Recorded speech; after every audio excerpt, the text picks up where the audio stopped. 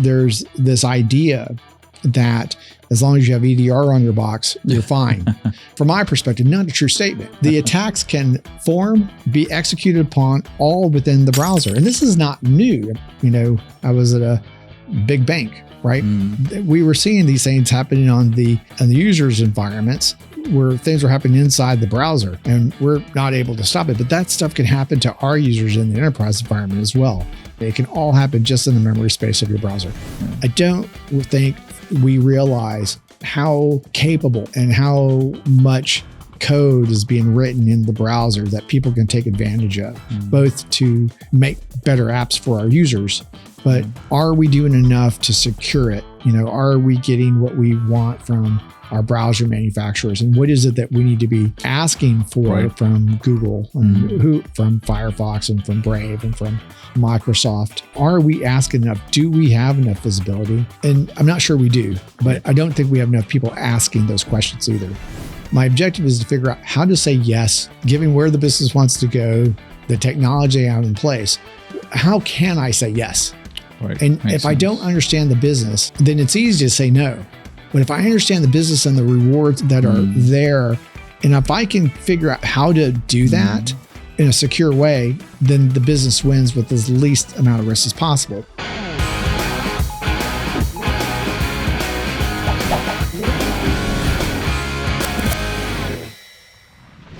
Hi, John. Welcome to the Be Fearless podcast by SquareX. Thanks for having me join the podcast. I'm super excited about being here. Yeah, likewise. So John, just to kick things off, you've had a very illustrious career, spanning probably like 2 decades and over. Just wanted to kick things off by having you take us through that journey of how you began in cybersecurity, eventually, how you started your CISO journey and so on and so forth. Yeah, sure. I started my first company in like 1989 doing IT stuff. Okay. And, right out of high school. Yes, I got my first computer in 1984. So I was like 14 years old. Actually started most of the work that I did was around just doing IT work. And I did IT work until 2003. Okay. I started doing this work for the US Navy. And as I was doing that work, I got a very resilient system. You could unplug hard drives. You could do all sorts of things. It was very, very well done system, but they weren't going to pay me for it. And the reason why they weren't paying me for it was because it wasn't secure. And I had no idea what these people were talking about. I had done work as a consultant at IBM. I had worked at Apple. I'd done all sorts of IT stuff. And then all of a sudden someone's telling me, your system's not secure. And it was really the first time I'd ever heard that kind of statement from anybody.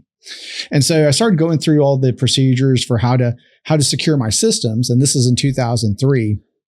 And when I got through it, that's when I really kind of developed an interest for cyber. So that was like 2003. So it was like 21 years ago. 21 years ago. So I've been in cyber for some time, and I kind of fell in love with it. And one of the things I played with these Sun Microsystems servers, and had one at my house and put it on the internet, and it got hacked. And I'd done all the things I needed to get done to secure it mostly, but I didn't, change one of the passwords, and it got hacked. But because I'd configured it, I could actually see what was going on all the systems.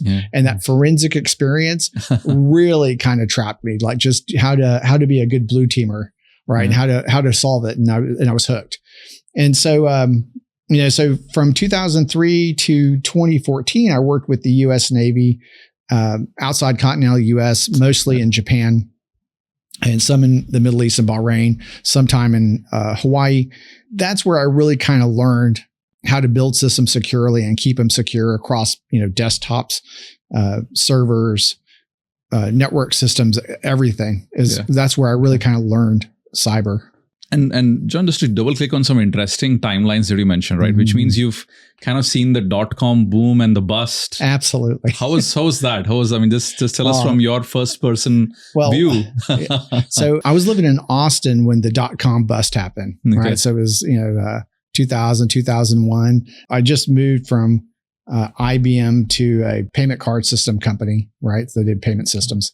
And, and we went into it, and had like 300 consultants and spent like a year, but no one was buying payment. No one was buying any kind of professional services. So everyone just kind of got laid off in Austin, and people were getting laid off all over the place in Austin. There were so many layoffs. And then that's in that 2001 time period is when I started another company and had that one going into like 2010. And that's who I was actually doing work for. It was like corp to corp with the U.S. Navy, right? Okay. So that's how I got into it. And you brought up a very interesting trivia in the sense that, putting up like a, Sun system online. Yeah. And then immediately somebody trying to probably break in through the Telnet or SSH Oracle. That used to be the default. Yeah. And I know there's some interesting statistics that as soon as you put a new computer on a public IP, I think it takes like a minute before the scanners hit on SSH. It takes no time at all. Yeah. Right. Yeah. And I think that's what people don't realize when, especially, the development community and engineers that are getting into IT today, is that they don't realize that as soon as they put their systems online, they're getting attacked. Yeah. And, not all of it's, of course, successful attacks. A lot of it's just reconnaissance, understanding what systems are there, what you put online. But often, the engineers that are doing that, hopefully they're following the procedures of the company. 9 times out of 10, 19 times out of 20, the cyber team hardly ever knows. And I think that's one of those things that I wish people knew, is that how quickly they were identified on the network. I mean, and interestingly, what's been happening is, of course, now with all of these code LLMs and all of that, I'm guessing that attackers getting to a very quick proof of concept is getting shorter and shorter. While companies still patching systems, that timeline does not change in any big way, right? Yeah, not at all. I think that just kind of going back to my history, doing IT systems so that you hit a business objective, you're just getting IT systems up and running, getting those things working so that they're doing whatever they're supposed to do that the business wants. In a military network, nothing just goes online. Yeah. Everything has a very procedural way. Everything has to be secure before those systems go online. In commercial spaces, that's not true. I mean, I think people have a lot of policies, procedures that they want people to use, but the ability for everyone to keep up with that, there's generally just not enough systems in place to help you with that. And I think with the advent of the cloud coming, because I grew up in a time where we didn't have cloud services. Everything we did was actually a data center. We purchased hardware, we stuck it in a data center, made sure it had power and everything. Yeah. And that caused the timeline to do things to be very extracted, so you had lots of times to do the things that you needed to do. Yeah. But in today's world, you can just get an Ubuntu operating system up and running in like a few minutes and get it online in no time. So it's quite a bit different of a world. And you bring up a good point, right? I mean, a lot of that tribal knowledge, that learning around the fundamentals. Yep. And this is something, you and I have spoken about before as well, is unfortunately getting lost, right? So a lot of new software engineers, lack of a better example, I think they don't know the basics, fundamentals of how many systems work, and as you put it, I mean, I kind of remember our conversation where very few people are full stack from the perspective of, so is this good? Is this bad? Like, what are your thoughts from a security perspective? I mean, I think it's from a business perspective, I think it's great. Right. I think the more abstractions we have, the faster we can get to value without everyone having to know everything necessary. At the same time, that is great. In conjunction with the cloud, it's also good for business. However, without the right guardrails in place, I think there is some risk to the business as well. And as we were talking, as soon as you put a system online, it's being scanned for vulnerabilities. It's going to be attacked pretty quickly thereafter. So there's definitely risk there, and as long as people are doing things the right way, then the risk is reduced. But it really only takes a few mistakes to bring shame to your business, so to speak. And a couple of jobs ago, I was running the cyber organization for a big tech company. We were getting popped. I think I had 9 breaches that cost the company over $1 million in one quarter. I mean, it was just like they were happening all the time. The company had maybe 200 different brands and tech stacks and all of these things got kind of going on, online very quickly, to meet the business objective, which is great.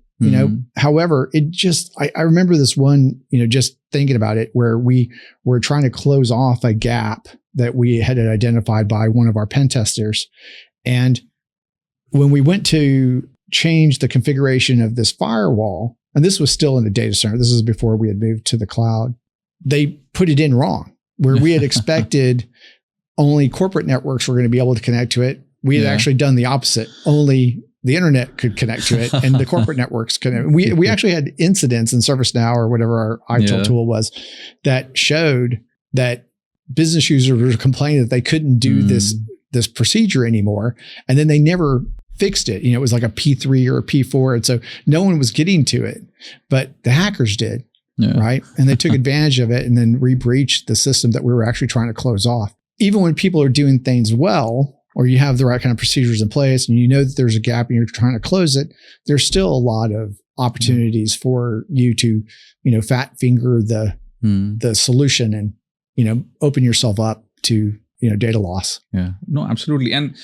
this brings me to an interesting question, right? I mean, every company that you probably worked at and other places, the tech stacks are diverse. The technologies are diverse, right from the network layer to applications to how the workforce is distributed, BYOD, whatnot, right?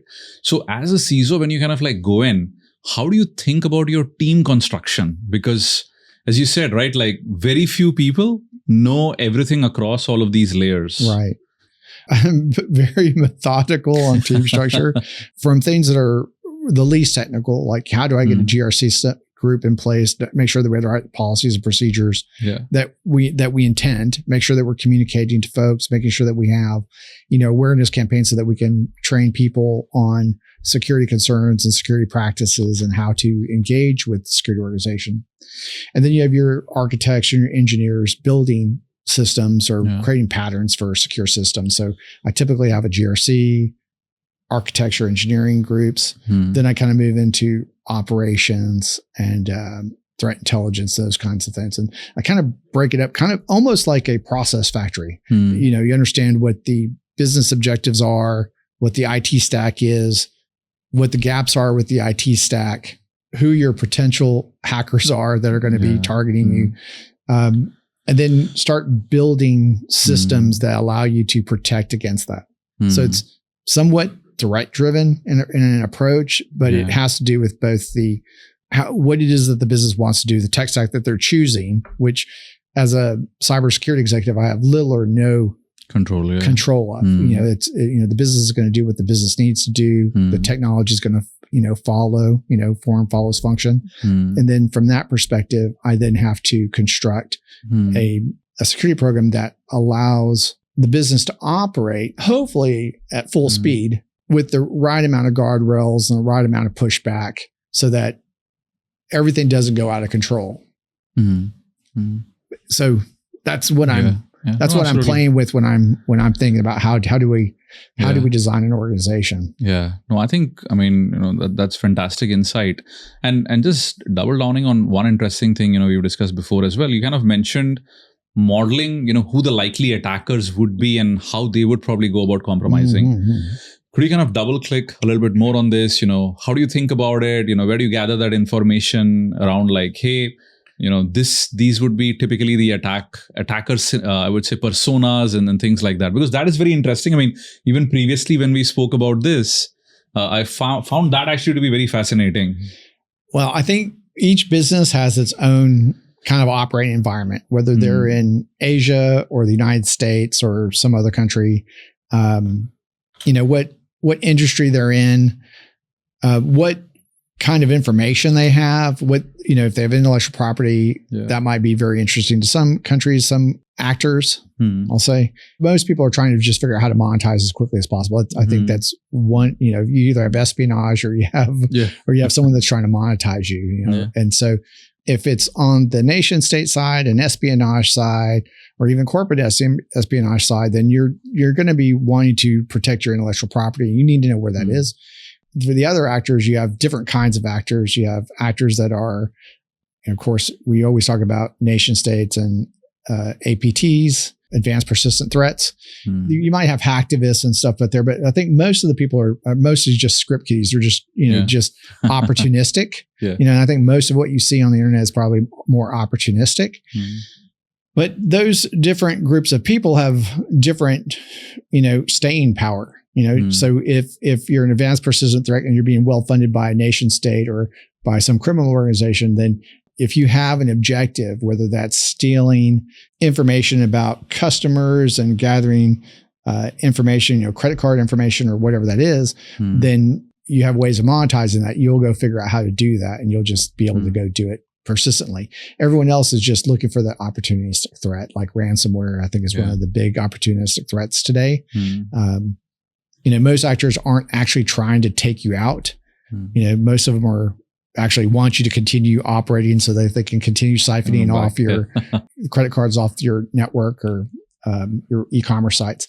But you need to know, like, what is it about your business that is valuable to different kinds of actors, in different kinds of industries. What's interesting about my company to a nation state? Is the company or the executives in the company, are they putting themselves in line of fire of hacktivists? That like maybe they have points of view on, the American political system or the Brexit or not Brexit or some other factor. If they're doing that, then they're probably going to have folks that target them just from a hacktivism perspective.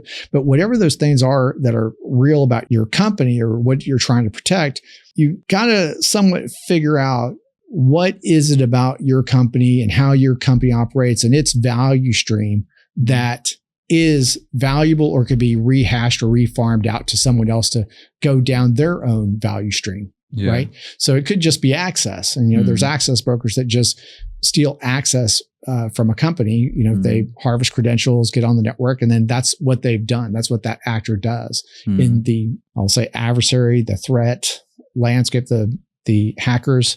That may be what they do. So just having access to your network is valuable to somebody. So there's people that are just focused on how do they get access to the network. So based on what those are, I think you're trying to figure out like where do you need to defend? Where do you put your moats around your castle, right? What are those crown jewels that you have that are valuable? And then figure out how do you put the right protections in place? And not everything has the same value as everything else, right? So my computer is probably less valuable to someone than our accounting systems or so to speak. Makes sense. Right. And John, then, kind of if you look at the threat modeling around all of this, of course, one big change, I think 15 years back versus now is probably 15, 20 years back, the entire infrastructure was almost on-prem. Yep. People worked out of offices. So very few road warriors apart from salespeople, and they would connect, primarily via VPN. But now if you kind of look at it, there's a hybrid workforce, there's consultants, even employees end up, using their company laptop for different purposes or using their personal laptop for, So when it comes to two parts, when it first comes to from a security awareness perspective, I think for a very long time, the whole industry was doing like a one size fits all. Everybody does those multiple choice questions, everyone gets phishing training. Yeah, but how do you look at it now, in a large company? How do you even address this kind of disparity in security understanding given, almost all initial access attacks end up targeting employees? Definitely, in a lot of ways, the landscape has changed dramatically from when I started getting into computers where everything was behind firewalls, just like you said, VPNs and those kind of things. That was state of the art back in the day, more than 20 years ago, I think. And as we've kind of moved, to today where we have remote and hybrid workforce, it's definitely going to be more complicated, not only there, but also with how people are using SaaS products. There are more SaaS products and more applications that are available for our users to use today than ever. One of the previous companies I worked for, where they did an assessment of how many sanctioned versus unsanctioned apps that we had, and I think we had like 700 SaaS apps that were being used by thousands of employees, and only 30% of them were actually sanctioned, meaning that they were part of our SSO program and part of our conditional access programs and everything else. all of that creates a lot of risk for businesses where they don't know where all their data is. And as a CISO, I'm worried about two things, data breaches, right? Loss of data, loss of control of data, or disruption to operations. And in this case where we have a lot of unsanctioned apps in today's environment, it's that we have data all over the place. And it may not be primary data. I mean, it might be it's the source of truth, maybe somewhere else, but we have secondary and tertiary uses of data that are just being moved around to all these SaaS apps. I think the same thing is true. I used to worry about this with just laptops, just have people having laptops and they were just running around with, sets of data, whether it's customer data or whatever on their laptops, and they're just moving around with it. I could just encrypt the laptop and not worry about it. Now I have data that's, in hundreds and hundreds of SaaS apps that I have little or no control of. Right. So I think definitely the landscape has changed. Now, I think how do you protect? I think it's a hard question. I think there are good patterns that we can take to handle it. Some of it definitely drives friction within an enterprise. There are good solutions out there. I think we have solutions to do it. I think it's just a matter of like, how much friction do you want to have? Right. And again, depending on what the business is, how do you want to allow people to have access to certain kind of data that you don't actually want to have in some random SaaS app? And John, just to kind of like double click a little bit on that. So shadow SaaS and shadow IT, right? Yeah. Is something we've kind of spoken about as well. Yes. Yeah. So what is your kind of like take on it? How big is the problem starting to get? I think this is probably one of the biggest problems that face enterprises today. I think we were very concerned. Everyone was really concerned about going from data centers to the cloud, and everyone's kind of got past that. And now we've gone from we've become comfortable using infrastructure and platforms as a service in the cloud. And that has really driven a lot of SaaS use cases, right? So there's lots of SaaS applications that are out there today. That is really where the loss of control is today. And I don't see a lot of solutions that are really targeting that problem. I see a lot of folks trying to use CASB or SWG kind of solutions, which feel always to me more like how I protect my office workers. And I know I'm going to get a lot of hits on this one. But what I do in my data center, what I do in my office, those are things that I think CASB and SWG really play well into. But more and more, you can't see what it is that's happening on the wire. You can't see it. It's how are you able to inspect what's going on the wire so that that people are using those SaaS applications that they now have access to, whether they're at the office or not at the office. Yeah. You have to have a way of seeing what's going on. And most of those systems are accessed through a browser. So I think solutions that start to dig into how the browsers are being used, because that's the access point for most SaaS apps. We're no longer seeing desktop applications being pushed to computers anymore. That used to be the way that you had an application that you accessed it, usually in your own data centers. This push towards the cloud and push towards the SaaS models, what we're seeing is that people are just accessing these apps from a browser. And there's little or no control that's happening between the desktop or the laptop and that browser, and then what's happening on the other side. We've lost a lot of visibility.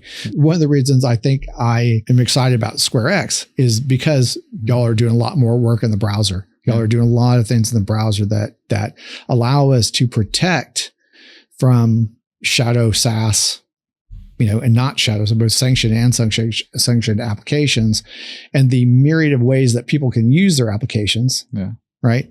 I think that's one of the exciting things about SquareX. If you're watching, talk to Vivek about SquareX. We are on this journey, right, where we started with protecting with firewalls, data centers, VPNs, and that used to be the network administrator and the system administrators were the people that were protecting networks.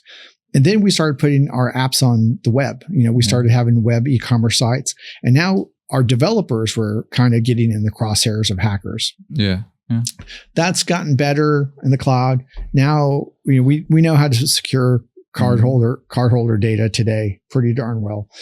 But as we move into further, we've gone from exploiting the network. Now we're exploiting the websites. Now we're kind of moving even past exploiting, the user, with phishing attacks. That's true too. Right. You want to gain those credentials. But now I think that with the amount of data that we just have spread out all over the place, I think that's going to be the new frontier. How do you control access to these SaaS apps? How do you do that well? How do you know when your users are moving data between different places? I think it's a big frontier. Yeah, I think you brought up a great point, John, and that is really where, the whole thesis that SquareX had is every single user in the enterprise, finally, the gateway device is the browser. Yeah. So if you're sitting there, you're able to look at every single data flow. And based upon that, whether it's a sanctioned app, unsanctioned, shadow SaaS, whatever combination, we have that visibility. Which is one of the things we also tell enterprises is, if you have an IDP, whether it's, Microsoft, Okta, whoever, even if you pull those logs, there are still shadow sites where people aren't using the company SSO. That's right. But, are probably using the company email, and you don't even know if they're using the same password, which is the company, login password, for what it's worth. Yep. And when some kind of a hack or attack happens on one of those third-party websites, now an attacker is, of course, going to go ahead, try some kind of credential stuffing attack and basically see if, one of those credentials ends up working. And that is really where, sitting in the browser, we are able to look at all of those things, warn enterprises, and at the very same time go about blocking it. So one of the things we recently started even doing is, if you don't want even the company email to be used in non-sanctioned apps, as the registration email, right when you're actually on a form, we are able to look at it and kind of block it right there.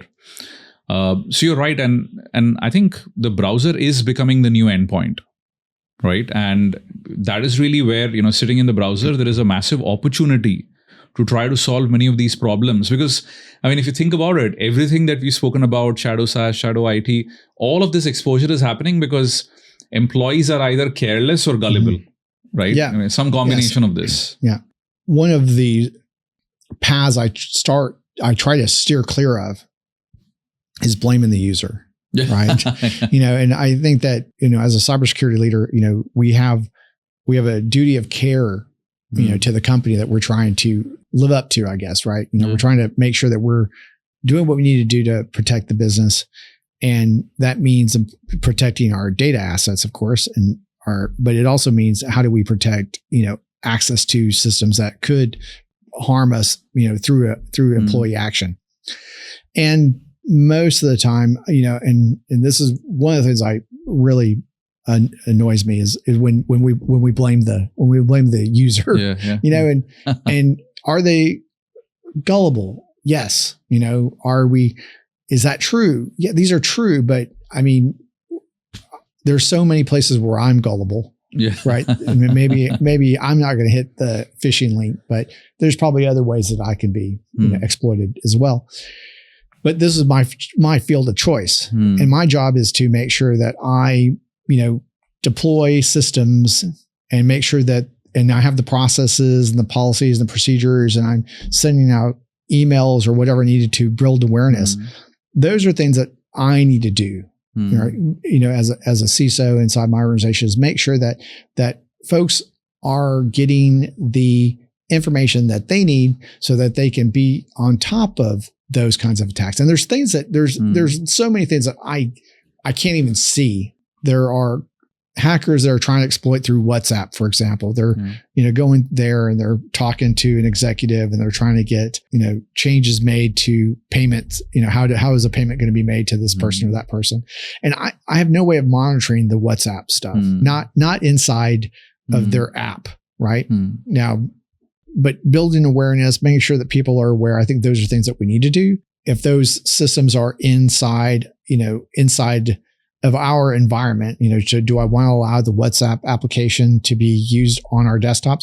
Maybe I don't, maybe I'd be better off using a combination of SquareX plus WhatsApp so that I can monitor what's actually happening inside the browser. That might be a better choice. But I think as cybersecurity, being a very technical guy, I think that most problems can be solved with technology. It's just a matter of us taking the time to solve it and trying to counteract whatever that's being exploited. And And there are so many tools out there. There's so many options for how to secure things in so many different ways, as there are, assets in the company, employees in a company. There's just so many things that are going on inside the business world. It's like we can't protect everything, but we need to create patterns that allow us to protect our employees and our business as effectively as possible, right? And then when we do see an attack that's successful, what are we doing to mitigate it? And I think that we actually don't do enough, right? From a cybersecurity perspective, I don't think we do enough.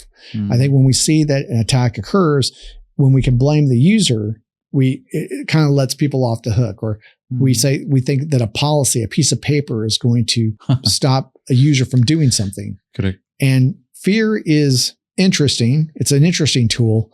But once we understand what the problem is and how the exploits occurring, putting the right technology solutions in place is probably a better approach than waiting for the breach to happen and then saying the user did it. Right. Yeah. So what I'm saying is that everyone needs to be somewhat aware of what is going on in the industry today. Where are your applications? Do you understand how those applications work? Do you understand where your users are going? Do you understand what's happening there? In a lot of ways, I feel like I'm back in 2010 again, where we didn't have a lot of controls and stuff that were happening inside, Windows XP and Windows 7. We started getting a lot more controls and ability to control in Windows 7, but we still didn't have everything figured out. And I feel like we're in the same kind of space inside the browser. That's where people are. That's where they are. That's the applications that they're spending their time. But when we look at the browser, it's like a not secure platform that's running on top of our platforms, but it's just sitting there waiting to be abused. Yeah. No, actually, you brought up a great point. And John, what I feel is, if you look at it like 10, 15 years back, literally all browsers were rendering engines, just looking at HTML, CSS, JavaScript, and just showing you websites with very simple human interactivity. But now, good news is because of Google and then Microsoft and everybody, there's so much of investment which happened over the last 10 years in browsers that now they are full-blown application platforms. I mean, I still remember one couldn't fathom running Photoshop anywhere outside of a really heavy-duty workstation, right? Yeah. If you had designers in the company, that they're going to get like best-in-class, 64 gig RAM laptops and whatnot. While if you think about it today, it's amazing just to see that all you do is go to Photoshop online and you're able to drag and drop and do all of those things simply because the browser is so powerful with technologies like WebAssembly and all of these things. So I guess what really happened is many of those older solutions like secure web gateways, they worked really well till the time browsers were those dumb rendering, viewing applications. And attackers would have to manufacture whole attacks on the server side, ship them as is, and then an SWG sitting in the cloud would have a fantastic time, looking at things and saying, there you go, that's malware. There you go, this seems like a malicious JavaScript trying to read a cookie. While, today, these browsers are so capable that you can manufacture entire attacks on the client side with literally no need to kind of build them out on the server side.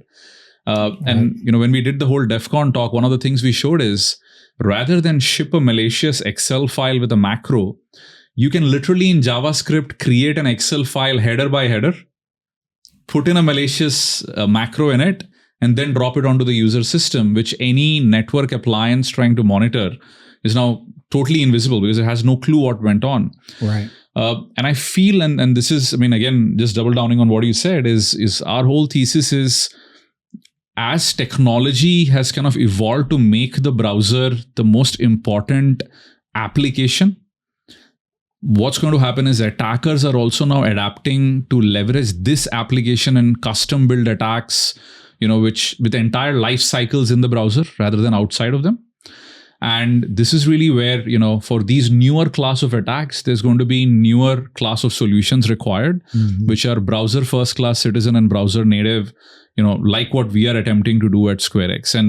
And I mean, I don't know, what do you think about, I mean, I'm guessing, that's the thesis that you were kind of alluding to as well. Yeah, I definitely what I'm thinking about is I think when we were doing some DLP work at one of the previous companies I was working for, what I was seeing was that the only way that certain applications can work is if they have extension in the browser, right? And of course, they would solve that problem on their native browser, right?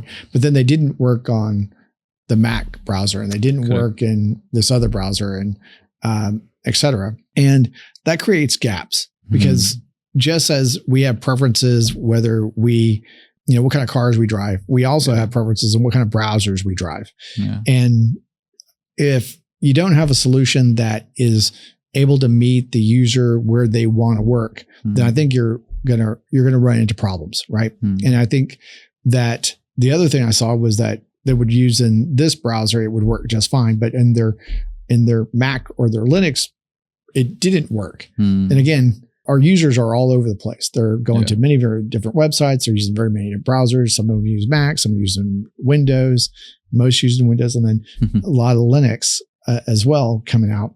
We got to protect in other ways. I mean, you're more senior engineers that are doing like data science work and things that are like that you care about are probably using Linux. Yeah, they're very comfortable for that group of people, and you've got to protect that. I think that's where it's more complicated today. And I think even in edge computing, what we're seeing is that if we're going to make AI glasses that we can just put on and I can, see the script, on my screen, or remember people's birthdays or whatever's going on, and it's just showing up on my glasses, that compute isn't probably going to happen inside of my glasses. I think it's going to have to connect to the edge and go out to the web to get information back and then reassemble it on this device. And I think what you're saying is that more and more compute isn't happening. It's not all happening right there on my desktop, like we were saying, like Photoshop. It's like more and more of it can be pushed out to the edge. But the what's allowing us to have access to that power is the browser. So I think we got to go figure out, like, hey, how do we spend more time thinking about the evolution? Again, we're talking about going from locked up data centers, firewalls, VPNs, to web apps, to past that. Now we're out like in SaaS world. It's where is our data? How are our users operating? Where are they operating? They're not all working at offices and such. What is it that's going to give us a control plane that allows us to allow our users the flexibility to do the work that they want to do, how they want to do it, but from wherever they're going to be doing it. But we're able to see the problems, prevent those problems from occurring more quickly than waiting for the attack to happen on their laptop. Right. I think, I've talked about this before, where, and we've had conversations with other CISOs and executive security leaders, where there's this idea that as long as you have EDR on your box, you're fine. And that is absolutely, from my perspective, not a true statement. The attacks can be executed upon all within the browser. And this is not new. I mean, this has been going on since, I remember seeing this at, like Drydix at, I was at a big bank, right? We were seeing these things happening on the users' environments, where where things were happening inside the browser, and, we're not able to stop it, but that stuff can happen to our users in the enterprise environment as well. I think those can be compromised. The attacks can be constructed. They can be executed upon. The exploit can happen. It can all happen just in the memory space of your browser. It didn't have to land anything on your desktop. It didn't have to land anything on your file system, so for it to be executed upon. So I think that the more time that we're spending where our users are, and I think all of us can go figure out what kind of applications are we running. Even though we think we're running SAP, we're not actually running SAP on our laptops. We're accessing SAP through a web app that's over there. Now, if that system's compromised, that browser's compromised, now people have access to our internal financial systems. Yeah. They can then exploit to change payment settings, etc. I think you brought up a great point, right? Which is, for a very long time, I think EDR, XDRs were kind of the answer, because anything bad which happened on the endpoint required like local code execution of something getting downloaded, something running. And I still remember, credential stealers in most people's mind is that little binary which is stealing passwords while you're punching in keystrokes. While, as you said, honestly, the new age credential stealer is a malicious browser extension you've installed, thinking you're getting access to the latest version of ChatGPT Pro because somebody put that up online. Yep. And that browser extension is happily, merrily watching you. Your EDR, XDR has zero visibility that you installed it, has zero visibility what it is actually doing in the browser, and literally just siphons out those credentials, your enterprise data and whatnot. And today, most organizations only get to know something happened when an attacker is exfiltrating data from their cloud, using the identity of their user. And at that point, everybody's like just trying to figure out, hey, what happened? Like, how did this user get compromised? So one of the other big things I've kind of found is this whole attack attribution. Whenever it's happening within the browser today is completely absent. And if you think about it, most security teams unfortunately get to know, even let's assume a malicious file dropped, is that Tom, Dick, and Harry in your organization use the Chrome browser and a piece of ransomware dropped. And they have no idea, how the attack came to be. And to your point, how the threat actor is really targeting people in an organization. Right. So I feel, and this is going to be a very big reboot on how people will have to think about security solutions.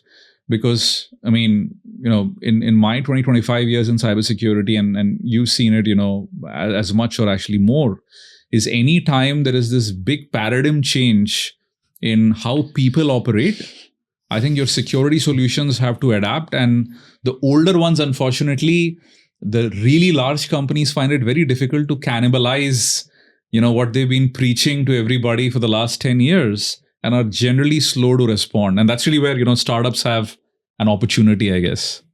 Absolutely. I like the way you said paradigm shift. And I think that's what I'm trying to message at the moment, is that we used to do things this way, data centers, cloud. We moved into this way. And now we've kind of ran into the SaaS apps and the browser being everything. Like you said, the browsers are so powerful as an application engine today with the kinds of executables you can run. You don't even have to run HTTP. You could use, web sockets to move information around. Your application, they have all these apps that are single page apps, SPF, where the whole application is running in your browser with, just writes going back to the network. And you're hoping that everyone's like doing that well and securing the connection and making sure they're not able to, insert data incorrectly into your apps. So there's lots of things to think about these apps, but it's like, what's actually happening there? I don't think anyone's looking at that, but there's been a paradigm shift. That's where our applications are operating today. What are we doing as, security practitioners, defenders? What are we doing to make sure that we understand that? I think it's hard. I think it's one, again, coming from a technical background myself, undergraduate degree in programming, it's, and having spent a lot of time writing Perl scripts and, just dating myself, coming from a technical background, I understand how the computer works. I understand how the network operating systems work. I understand how database, I know how all these things work, right? I feel really comfortable with it. I can figure it out. But again, the abstraction of the world today you don't need to know all this stuff to be a security practitioner, right? We need more eyes on the technology. We need more eyes thinking about like what it is, what's happening. And I think we have a lot of, especially in the open source world, I think security by obscurity is pretty much dead. People, have gotten past that the only way to secure something is if I do it myself. I think that we're past that. And we have a lot of faith in folks watching big open source projects to make sure that, security is done well in those projects. But I don't think enough of the practitioners in security have a deep enough understanding of like how all of these things work. Yeah. Especially how browsers work. Because I still believe that people think that the browsers are just taking some HTML and rendering it. Correct. And that's what it's capable of doing. Yeah. I don't think we realize how capable and how much code is being written in the browser that people can take advantage of, both to make better apps for our users, but are we doing enough to secure it? Are we getting what we want from our browser manufacturers? And what is it that we need to be asking for from Google and from Firefox and from Brave and from Microsoft? Are we asking enough? Do we have enough visibility? And I'm not sure we do, right? But I don't think we have enough people asking those questions either. Correct. No, actually, you brought up a very good point, right? Which is, if you look at the endpoint, it probably went through some 20, 30 years of evolution. Yes. Where all of that telemetry is available and operating system vendors like, Microsoft, were forced to open it up. Right? Because, we know that if a security solution has to work, it needs to have absolute insights into everything going on. Yes. Because that's the only way that its algorithms can figure out if there are any anomalies and things like that, right? Somehow the mobile vendors like Apple and everybody got away with it a little bit because unfortunately, those systems are still not as open as the endpoint. And there's not much that you can actually do but believe the vendor is actually doing a good job with platform security. But if you look at browsers, that kind of comparison just pales simply because there's barely any telemetry directly available, which a web browser is actually exposing to any form of security product, right? That used to be a feature. Exactly. They used to call it a sandbox. Right? Yeah. And so now that sandbox is, it was great when it was just HTML, but I think now that it has actual, computing power in it, and you can write applications in it that are running in your browser, then we need to have more visibility in what's going on. We need to have more telemetry. I'm not a browser expert at all, so I won't purport to be one. But like you said, I know that when we do forensic examinations of a system, there is information that the browser writes to a history, in its history, so that we can go back and look at. But that's somewhat after the fact with a certain level of telemetry. It's definitely not going to write. I know where the browsing history is. What I don't know is if an extension has accessed someone else's information, or that the extension is asking to see what other extensions are in there, what other tabs are open, and then trying to peek into other tabs, right? And that kind of malicious behavior that we would expect to see from a malicious extension. I don't believe in any way that is what's being written to those outside of the browser, correct. The telemetry. Yeah, absolutely. You brought up a great point, and especially browser extensions unusually is a very big black box. And interestingly, just to kind of double click on some of the points you said, Chrome developer tools will allow a web developer to look at HTML, CSS, JavaScript, what's going on. There is a JS console and all of that.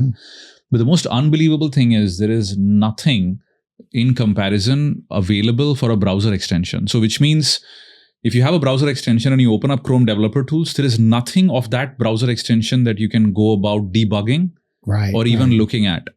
So what we ended up doing, at SquareX is we literally took the Chrome browser source code and we ended up adding a massive number of, kind of debug statements and everything in the browser extension subsystem, including adding multiple hooks. And now we deploy that in our own cloud browser so that anytime, on a customer site, we end up seeing a couple of new extensions, we can in an automated way run that extension. And as an example, in different tabs, open things like Gmail, YouTube, and then try to see if the extension is trying to get some data. But this was an absolutely super custom solution that we had to build. and there is nothing available. And you're right. I think at this point in time, nobody's holding, any of the browser vendors accountable for not providing this telemetry data, because with zero visibility, what is it that you can find, right? Like, Right. How do you detect any attack? Yeah. And I think that's what it is, right? I think having help in the browser would be useful. So John, now kind of like shifting gears a little bit into some of the non-technical questions. I think this was an amazing conversation on a lot of the tech. What advice would you actually give to, somebody who's looking to be a CISO?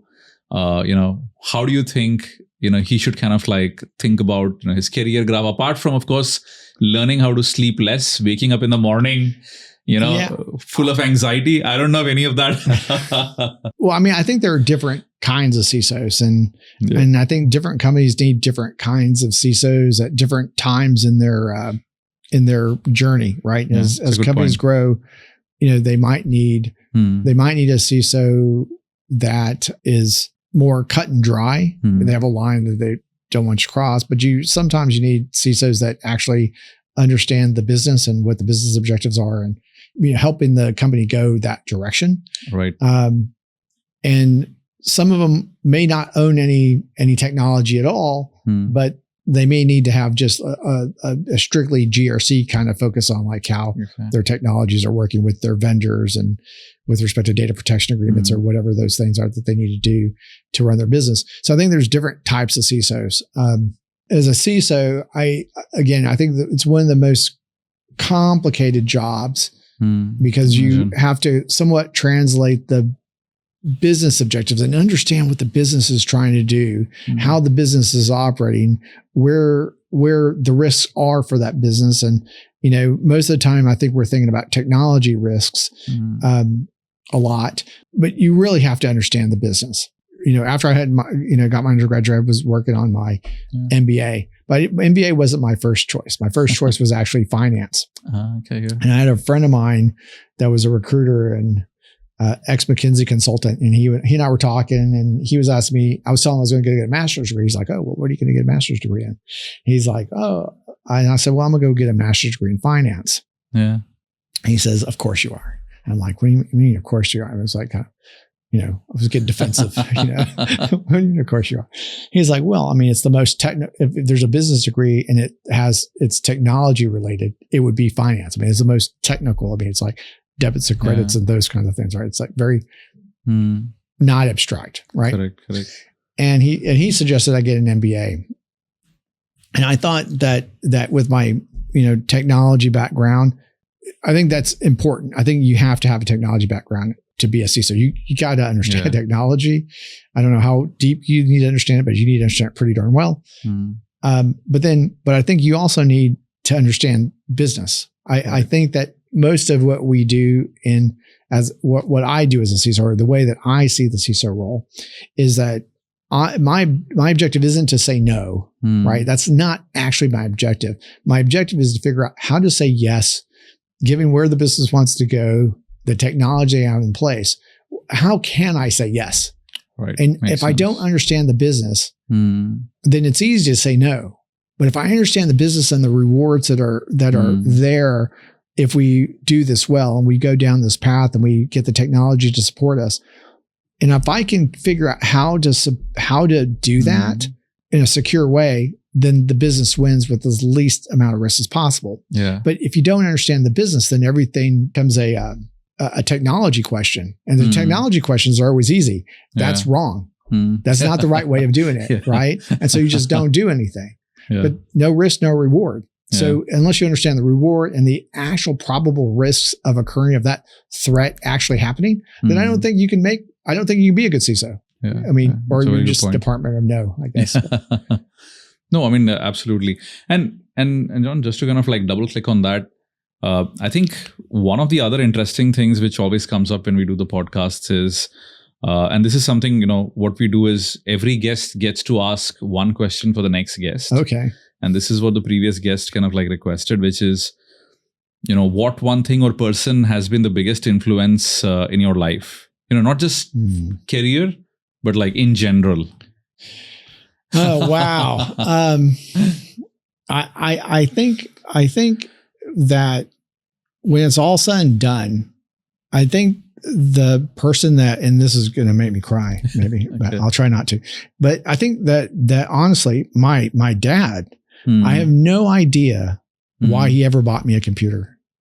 Right. Mhm. You know, I'd asked, I begged and I begged and I begged and I wanted one, but he got me a computer. I think that was the most transforming thing in my life, was that I actually had a computer, had chances to work with a computer early. And I don't think that's as big of a deal today. Correct. You know, people don't realize but how important. back then we didn't have Google. Exactly. We hardly had computer magazines. Yeah. Computer was a fun device. It was, and it was entertaining, Yeah. right? And I love computers, and I love cybersecurity. I love the challenge of it. I love the, you know, I like it so much that my son's in cybersecurity too. My older son, You're telling me, yeah. you know, so I've had a good impact. I'm hoping I'm able to do that as well. I mean, my kids are still young, but yeah. But I think that's probably the single most transformational. Yeah. Actually, I mean, incredibly, exactly the same thing for me as well. And I can tell you, you know, I was a kid growing up in India, which of course at that point in time was as far away from technology revolution as one can understand. I mean, you know, you're in the US, at least you were seeing a lot of that stuff happen, you know, the Altair and whatnot, and, you know, Microsoft and all of those early companies. And the story from my side was a little different. Is my mother has like 6 sisters. All of them moved to the States in the 1960s. They're all doctors in the New York, New Jersey area. And one of my mother's elder sister, she basically called her up, you know, one fine day. And these were the days when you had to do those ISD calls, which were like, I don't know, like $1 a minute or whatever, right? And she basically said, hey, in the US, there is this computer revolution going on. And I just got my son, who was roughly my age, I guess, you know, this computer, and everybody's talking about it and why this is going to be so essential. So then my mother spoke to my father, and, you know, and at those days, getting a compact Presario, if you remember, right? The compact Presarios shipped all the way to India from America. I think, if I remember, was almost $4,000. Wow. Yeah. And which basically meant that this would have to be a family decision. Yes. And, you know, I mean, at that point, my dad was basically telling my mom, it's like, okay, why do we even need this? Vivek is so young. Shouldn't he just be focusing on getting into an engineering college and all of that? But somehow, you know, my mom was fairly relentless, and she basically said, no, I think, you know, my sister is saying this is going to be the next big thing. I would want Vivek and his sister Preeti, both of them, to at least know what this is. Yeah, absolutely. And I had a modem too. I had a modem, and it was crazy what I could connect to as well. But I think that it was transformational for me. I think the you know, Gen Z and the millennials, they've had access to these things for a long time. But it did change. It did change my life trajectory, right? In such a big way. So I think that's what my answer would be. And of course, then the last and final question is, you know, what question do you have? I'm going to get so in trouble with my wife that she's not. but without my dad, I would not have met my wife. Well, let's hope she doesn't watch till the very end. Exactly. We should bore her. So, you know, the last question is, you know, what question do you have for the next guest to answer? And just to give you an idea, most of the folks on the podcast are, you know, technical, cybersecurity, CISOs, technology leaders, founders. So those are typically the people we kind of like invite. I would love another secure leader to tell me like what is their best approach to building security awareness in their company. I think is it a tough one? It is tough, but I think it's the toughest question, right? Yeah. Okay. Let me think of an easier one. So I guess we're going to give them a choice between a tough one and an easy one. Okay. So. I think the easier one might be, what would they like to see change in our industry? Okay. Is that too tough too? No. I think, you know, it's like, you know, just, you know, it's like, what's the one thing that's bothering them in cyber? Yeah. You know, that they would like to see become easier. You know, Actually, that's a good one, because in a way that kind of brings out their frustration with a lot of the industry. Yeah. I think there's lots of Lots of frustrations, right? But it'd be kind of interesting to hear what they think. Thank you so much, John, for all the time. I think this was an amazing conversation. And looking forward to doing this once again. But thank you so much. Thanks, Vivek, for hosting me. Thanks.